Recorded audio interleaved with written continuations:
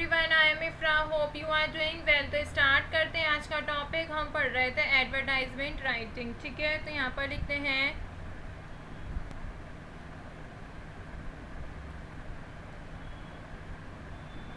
Advertisements. ठीक है, तो इसमें हमने क्लासिफाइड एडवर्टाइजमेंट के बारे में पढ़ लिया था, उनकी कैटेगरी कौन कौन सी होती हैं। आज हम क्या पढ़ने वाले हैं,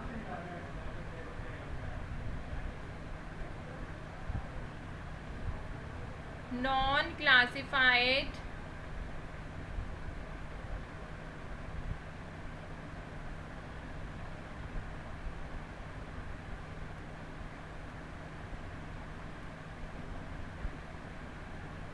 एडवर्टाइजमेंट। तो इसमें कौन सी कैटेगरी आती है और ये इसका स्ट्रक्चर कैसा रहता है, मतलब कि नॉन क्लासिफाइड एडवर्टीजमेंट का स्ट्रक्चर कैसा रहेगा वो हम बात करेंगे। तो इसमें क्या आता है,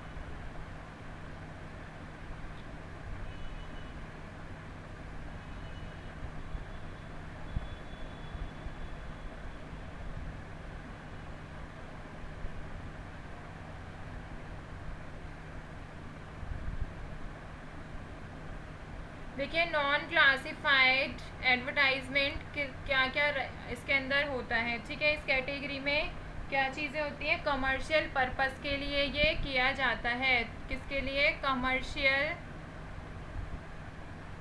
पर्पस के लिए किया जाता है। ठीक है, तो इसको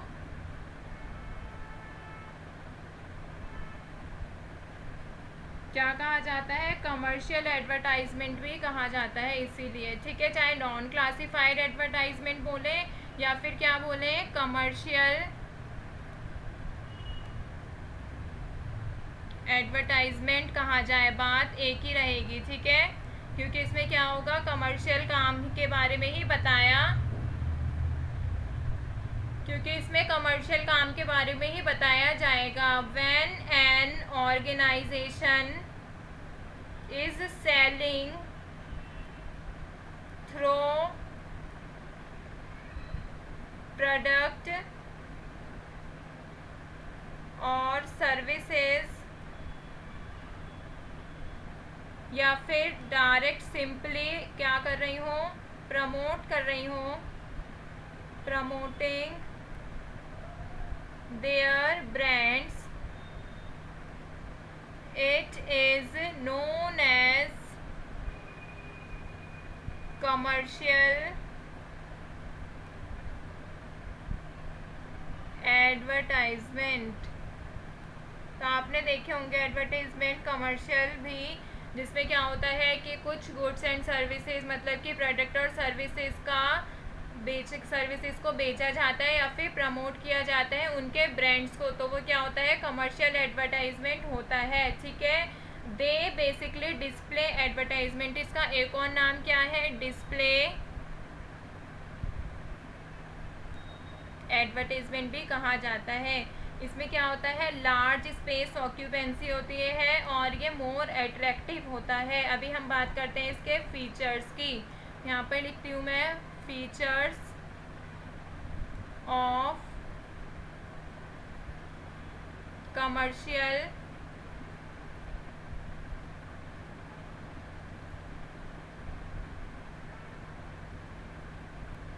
एडवर्टाइजमेंट। ठीक है, तो कैसा होना चाहिए, फर्स्ट पॉइंट कहता है अट्रैक्टिव होना चाहिए, वो तो क्लासिफाइड भी होता है अट्रैक्टिव, बट इसमें क्या होता है, स्लोगन्स का यूज़ किया जाता है विद स्लोगन्स और कैची मतलब कि अट्रैक्टिव फ्रेसेस। और इसमें हम क्या इंक्लूड कर सकते हैं, इंक्लूड फोटोज एंड स्केचेस, ये हम इंक्लूड कर सकते हैं, ठीक है। सेकंड पॉइंट क्या कहता है, डिटेल ओरिएंटेड होना चाहिए। इट मीन्स इसमें सारी चीज़ें लिखी होनी चाहिए, detailed oriented in a clear and precise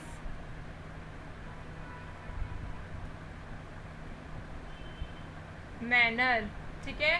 third point क्या कहता है, स्पेशल ऑफर लिखा होना चाहिए, ताकि जब कस्टमर को स्पेशल ऑफर दिखता है, जब भी किसी को ऑफर दिखता है तो वो ज़्यादा जल्दी अट्रैक्ट हो जाता है। कुछ डिस्काउंट भी देना चाहिए कि इतना डिस्काउंट मिल रहा है आपको इस प्रोडक्ट पर, एंड एड्रेस लिखा होना चाहिए कम्युनिकेट करने के लिए, एंड एड्रेस फॉर कम्युनिकेशन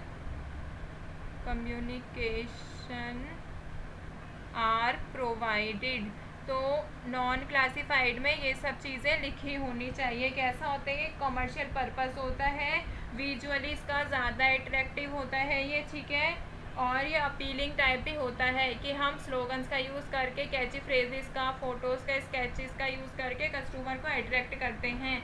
ये क्लियर होना चाहिए और बहुत अच्छे मैनर में लिखा होना चाहिए। इसमें ऑफर्स भी होने चाहिए, डिस्काउंट भी, और एड्रेस लिखा होना चाहिए जिससे कस्टमर कम्युनिकेट कर पाए, ठीक है।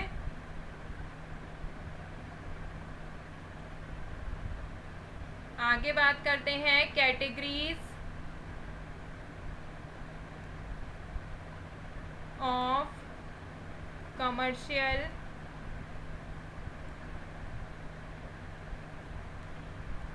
एडवर्टाइजमेंट।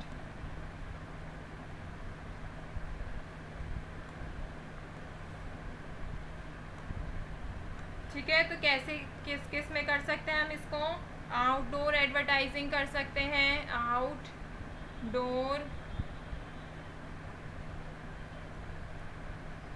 एडवर्टाइजिंग कर सकते हैं, जैसे कि लार्ज होर्डिंग्स बिलबोर्ड्स पर इनका विजुअल रिप्रेजेंटेशन कर सकते हैं प्रोडक्ट्स और सर्विसेज की। आपने देखा होगा, आप रास्ते में जाते हैं, बहुत बड़े बड़े यहाँ पे लगे हुए रहते हैं लार्ज होर्डिंग्स या फिर बिलबोर्ड्स लगे रहते हैं, उन पर हम एडवर्टाइज़ कर सकते हैं। दूसरा क्या होता है, प्रिंट मीडिया का यूज़ करके हम एडवर्टाइज़ कर सकते हैं, जैसे कि एक बॉक्स में, जैसे मान लीजिए न्यूज़पेपर है, न्यूज़पेपर में एक साइड में बॉक्स में एडवर्टाइजमेंट कर सकते हैं प्रिंट का यूज़ करके, ठीक है। थर्ड कहता है डिजिटल एडवर्टाइजिंग, जो भी हम सोशल मीडिया प्लेटफॉर्म यूज़ कर रहे हैं उस पर हम डिजिटल एडवर्टाइजिंग कर सकते हैं। फिर फोर्थ कहता है ये पब्लिक सर्विस एडवर्टाइजिंग भी कर सकते हैं। कैसे,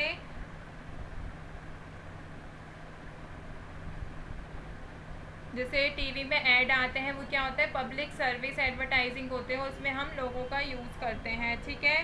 फिर और क्या होता है, सोशल एडवर्टाइजिंग, ताकि अवेयरनेस और क्रिएट हो। तो ये 4-5 तरीके होते हैं, किसके कैटेगरी होती है, कमर्शियल एडवर्टाइजिंग के, कि हम बोर्ड्स पे लगा सकते हैं, न्यूज़पेपर मैगज़ीन में, या फिर जो पैम्फलेट्स होते हैं उसमें, वीडियो फोटो का यूज़ करके। डिजिटल एडवर्टाइजिंग हम सोशल मीडिया जो यूज़ करते हैं, ये टीवी में ये सब चीज़ें जो आती हैं लोगों का यूज़ किया जाता है, टीवी या पब्लिक प्लेसेस पर भी हम इसे अवेयरनेस क्रिएट कर सकते हैं, ठीक है।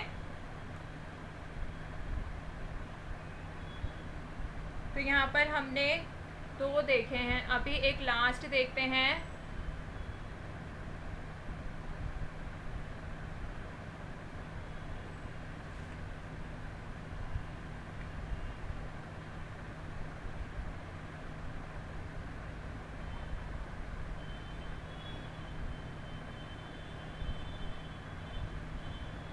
Steps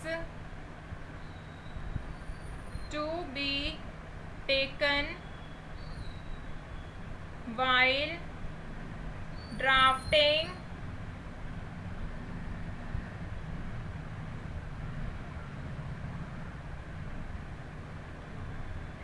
एडवर्टाइजिंग करते वक्त हमें क्या क्या स्टेप्स को ध्यान में रखना चाहिए, वैसे मैंने आपको बता रखा है। तो सबसे पहले हमें क्या करना चाहिए, यूज़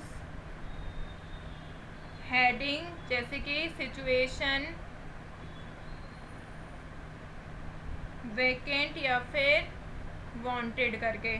फिर दूसरी बात क्या कहा गया है यहाँ पे, बिगिन विद वांटेड या फिर रिक्वायर्ड करके। कैसे स्टार्ट करना चाहिए, बिगिन विद रिक्वायर्ड या फिर वांटेड करके।